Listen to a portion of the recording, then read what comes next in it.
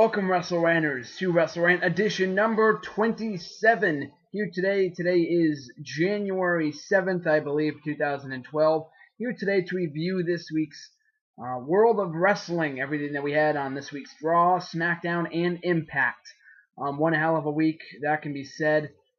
Surely said, that is. Every single year, the first week of every year in pro wrestling is always electric and epic. 2 years ago, we had the debut of Bret Hart back in WWE for the first time in 13 years. Last year, we had 2 World Championship matches, and this week was no different than years past. Starting with Monday Night Raw, for one thing, we had the debut, or should I say, the re-debut of Chris Jericho. The unveiling of Jericho 1-2-12.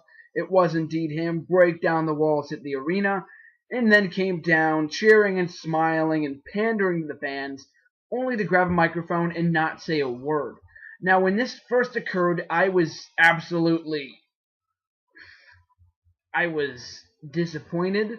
I was enraged at the fact that Chris Jericho was not only coming back as a babyface, which I believe that he did not play as well as a heel, much like that we saw in his last WWE run a number of years ago, but, I mean, I was just completely disappointed that Jericho was going a different direction, and they were just messing up and ruining his character. But later, I thought back on it, and I watched it again, and now I believe it is absolutely brilliant. Having Jericho come back and doing something different, because that's something that he's always said that he's always wanted to do upon his return to WWE in 2012, or whenever he was going to come back for his third coming. He's always said that he wants to do something different. So I am happy for that, and then he is trying to change up some things, and he is changing up his gimmick and, stuff like that. So hopefully, I mean, maybe he can add something to the serious character that he used to have before. I'm not 100% sure on that. But I am certainly excited, and it is intriguing, so it will build in weeks forthcoming to see if he ends up talking, who he ends up attacking, if he turns heel, which I eventually think he will. So just look out for that. That looks to be a major angle on Monday nights. Also on Monday night, we had the WWE Championship match between CM Punk and Dolph Ziggler. Now, the match was very well wrestled, as I originally predicted. These guys are excellent workers. But the finish, in my opinion, was extremely weak. Now, having John Laurinaitis involve himself isn't too surprising, since the main focus here on this Ziggler-Punk feud is between Laurinaitis and CM Punk. Now, I eventually think we will get that match. Probably not at the Royal Rumble, because obviously we're going to be getting Punk versus Ziggler for the WWE Championship, which I'm really excited about. I do think that we will get Punk versus Laurinaitis at the Elimination Chamber pay-per-view in February, so look out for that. So besides that, Ziggler, I mean, I just think that he's an afterthought in this feud with Punk, because I think Laurinaitis is the real focus here of this rivalry. So I'm not too sure what to think. I definitely think that CM Punk will retain the WWE Championship at the Royal Rumble. I mean, I would mark out if Ziggler ended up winning, but I highly doubt it, since we're on the road to WrestleMania. But it was a decent match. It was a really good match on Raw, and it's a decent feud. So hopefully it gets more build between CM Punk and Ziggler. We have more heat getting on Ziggler going to the Royal Rumble. So also on Monday, just one small factor, we had a horrendous Divas Tag Team match between the Bellas, Kelly and the match that we've seen 1,000 times, and it still doesn't get any better. Actually, it gets a little bit worse each time, because the Bellas couldn't even properly execute a roll-up, which is kind of sad. So also on Monday, we had the non-debut of Brodus Clay. Now, last week they said that Brodus Clay was going to be debuting this week. Obviously, he didn't. It's a running gag at this point. I have since heard rumors that he will be debuting at the Royal Rumble pay-per-view in the Royal Rumble match itself, demolishing everyone in his past. So I am looking forward to that, but they just shouldn't say that he's going to debut when he's actually not, because it's pissing me off. I went a vicious rant on Twitter just minutes after Raw went off live, and I was enraged. I just have no words to describe it. I was furious at the fact that Brodus Clay didn't end up re-debuting. So Monday Night Raw was decent. It was disappointing, but it was okay. Not as good as an episode as I thought it would be, but that remains to be seen in coming weeks in 2012. So not the best way. Cena and Kane, the way to end it with Cena and Kane, that was cartoonish shit. I did not like Cena ending the show again. Cena and Ryder are just a very awkward relationship between those two, very odd. And just Kane with the fire. I mean, it was a cool visual with the fire coming out of the ring. That was a cool visual. Don't get me wrong. Just this whole feud between Cena and Kane just doesn't seem like it's going anywhere. I don't think that Cena is going to be turning heel personally. They just want us to get our hopes up, so we keep on watching the product. But he's not going to turn heel. So I'm not too sure what to think. That 6-man tag team match, the elimination tag team match, or 5-man tag team match, I should say, that was disappointing too. Completely forgettable. So moving on to Impact, we had a pretty entertaining edition of Impact, building towards Genesis. And I do believe they did a very thorough job of building towards Genesis for this Sunday. They got all the main storylines. They got a decent amount of action, especially that knockout tag team match that kicked off the show. That was very well done as well. The 6-man tag team match, that fell flat. That ended in DQ, I believe, or no contest or something like that. So that didn't do anything for me. But Bobby Roode is definitely improving, as is Jeff Hardy in his role going into Genesis. And I'll get to my Genesis predictions in a second for the pay-per-view. So, but one thing coming out of that show did disappoint me is Kaz turning heel.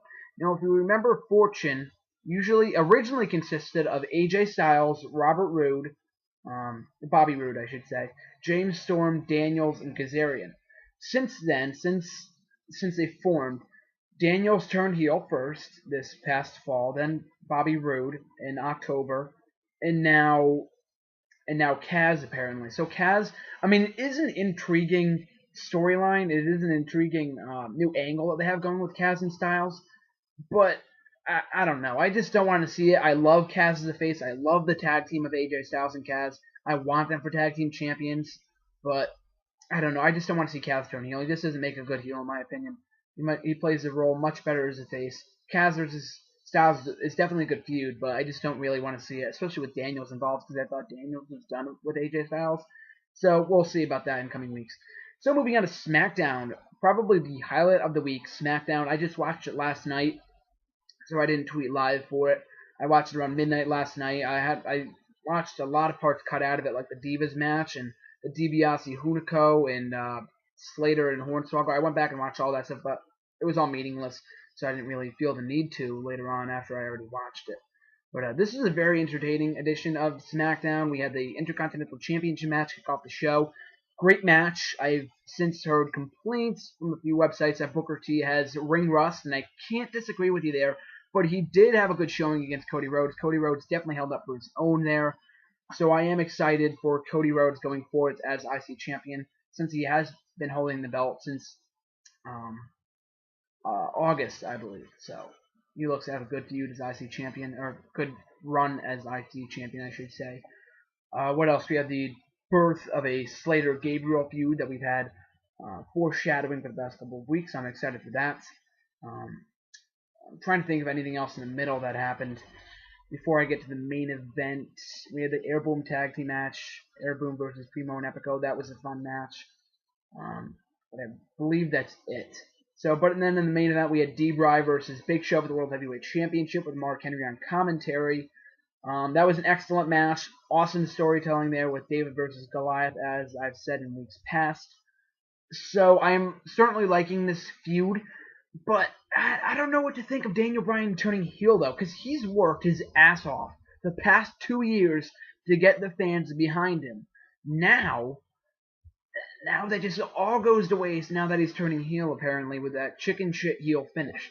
Now, I mean, I did imagine him possibly turning heel because I did hear rumors about it, but I'm not too sure what to think, because they don't need another chicken shit heel. They have plenty of those in Miz and Del Rio, and I don't really know. There's plenty of other heels that are like that. Kind of Ziggler to an extent. Wade Barrett's strong, as is Rhodes. So they don't need another one of those in Daniel Bryan. Daniel Bryan is an excellent submission specialist, and he can make a vicious, aggressive heel if done right. But I don't think they're going to book him that way as World Heavyweight Champion. Hopefully he doesn't drop the belt to Big Show at the Royal Rumble. I really don't want to see that, because I was thinking Big Show would turn heel to feud with Shaq at WrestleMania, but I guess they don't even know if Shaq's coming in yet. I think that's just a heavily rumored angle, I guess. I'm not too sure if that's going to be happening, coming into fruition. on the show of shows, but we'll see in coming weeks and coming months and whatever. So that is it for this week in the world of wrestling. It was a pretty good week, in my opinion. Raw was disappointing, but it was decent. Impact was solid and a good build up for a Genesis, and SmackDown was entertaining as well. So now on to my Genesis predictions. We have 8 matches on the card, I believe. Let me just look at this the card here. We have Rob Van Dam versus Gunner in a rematch from this past week's Impact. That looks to be an excellent match. They went 10 minutes on Impact. That was a really good match, so I'm really looking forward to the rematch. I don't want to see RVD go over because he always goes over. He went over Jerry Lynn. He went over Daniels when he doesn't need to. These people have potential, and he's just burying them. RVD has nothing left in the tank. And if he indeed does go back to WWE in the next couple of months, then he doesn't need to be winning in his last months on TNA. So I want to see Gunner go over here. He has the potential to be a good heel. Not an excellent world champion heel, but he does have potential to be somewhat of a good heel. Crimson and Matt Morgan, versus Samoa Joe and Magnus for the TNA World Tag Team Championships. Now, Samoa Joe and Magnus were the victors of the tag team title match at on Impact the past couple of weeks. I definitely see Crimson and Matt Morgan going over here. They've only had the belt for a little less than 2 months. So I do like the pairing of Samoa Joe and Magnus. They're pretty interesting.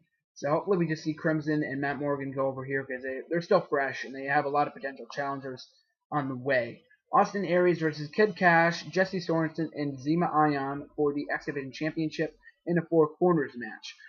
Now this match doesn't really make all that much sense to me, seeing that Austin Aries is a heel, Kid Cash is a heel, who we just faced at Final Resolution we haven't seen since, Jesse Sorensen, who we haven't seen in a month, 2 months at least, until, if you don't count this past week's Impact, and then Zima Ion, who is also a heel. So you have 3 heels and 1 face. That doesn't make all that much sense to me.